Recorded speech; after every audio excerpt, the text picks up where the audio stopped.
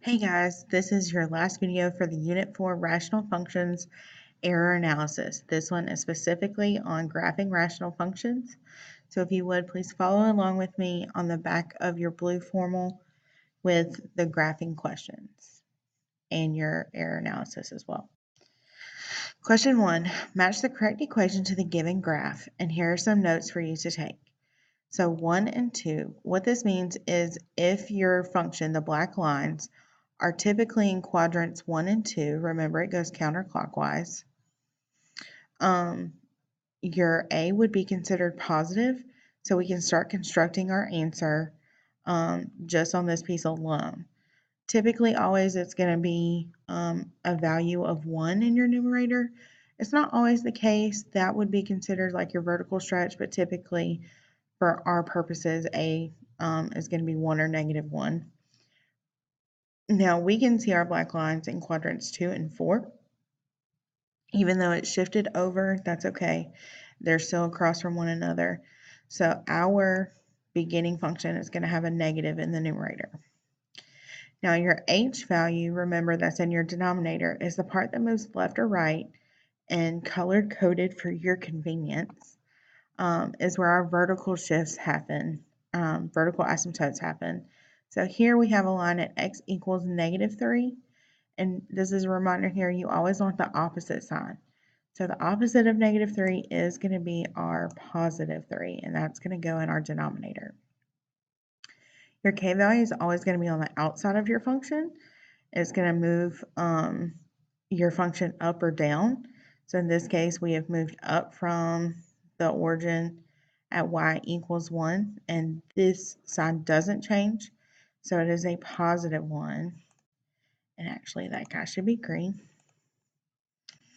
So this is your final answer. Y equals negative 1 over x plus 3 plus 1 on the outside of your equation.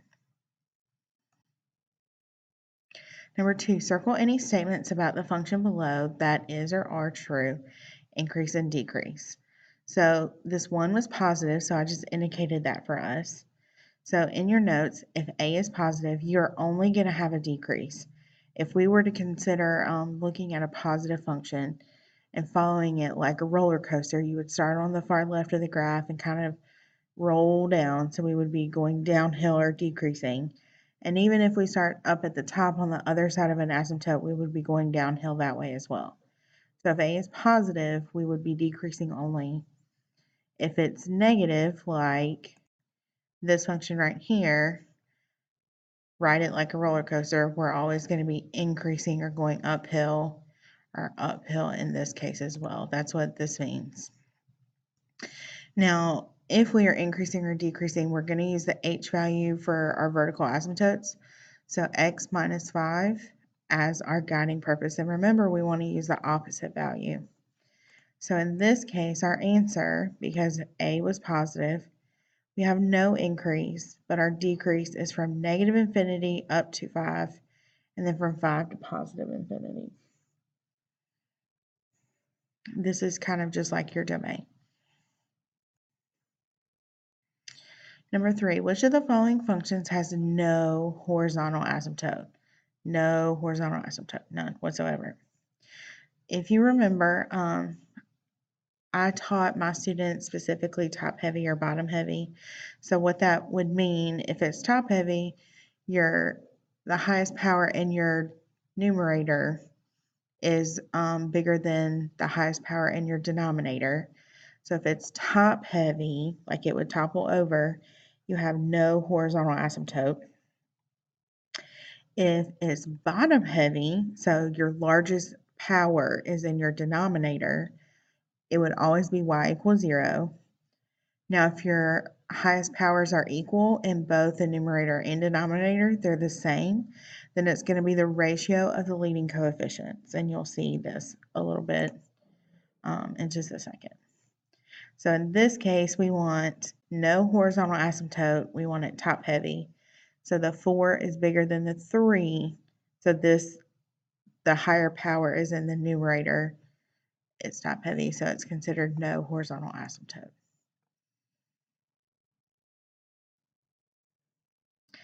Find the intercepts and asymptotes of the rational function r of x equals 9x plus 108 over negative 4x plus 12.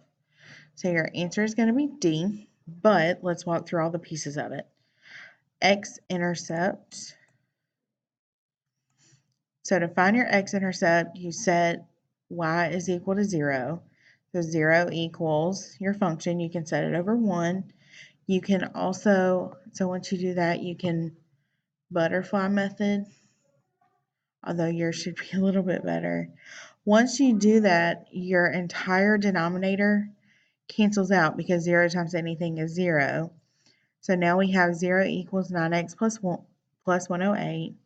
Then we can try to start solving for x. We're going to subtract 108 from both sides. Then we're going to divide by 9, and x is equal to negative 12. So we would write that x-intercept as a point, negative 12, and we plugged in 0 for y. Your y-intercept, we're going to plug x, 0 in for all the x's. So 9 times 0 plus 108, negative 4 times 0 plus 12. 108 over 12 is equal to 9. Again, y equals 9. We plugged in 0 for x, and we got 9. So we have a 1 y-intercept at 0, 9. Now we need to talk about our horizontal asymptote. Just like we talked about just a second ago about it being top heavy or bottom heavy. So we're going to look at the powers of both the numerator and the denominator. 9x to the first power is technically what it could be, and negative 4x also to the first power. Those are equal.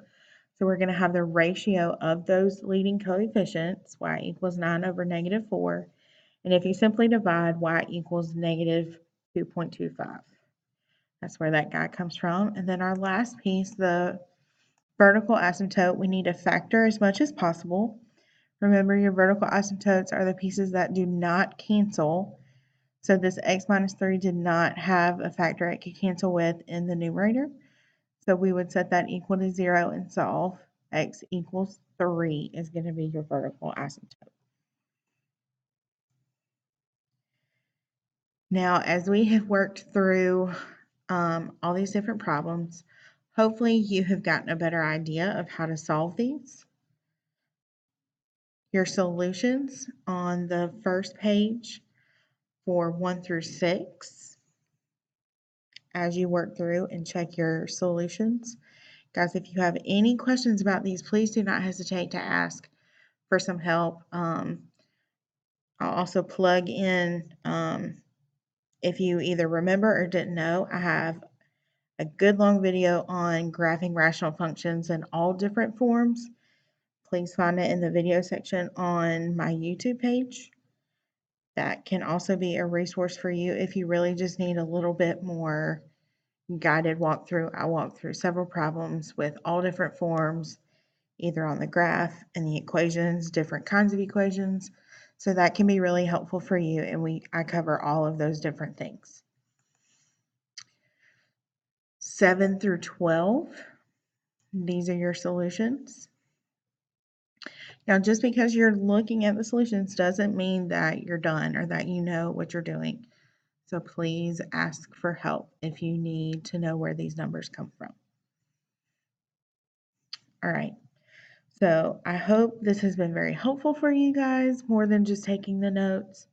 If you have any questions, please don't hesitate to ask me, Ms. Hinchman, or Ms. Jennings. You can also refer to that graphing video in Ms. Mann's YouTube page. Happy graphing.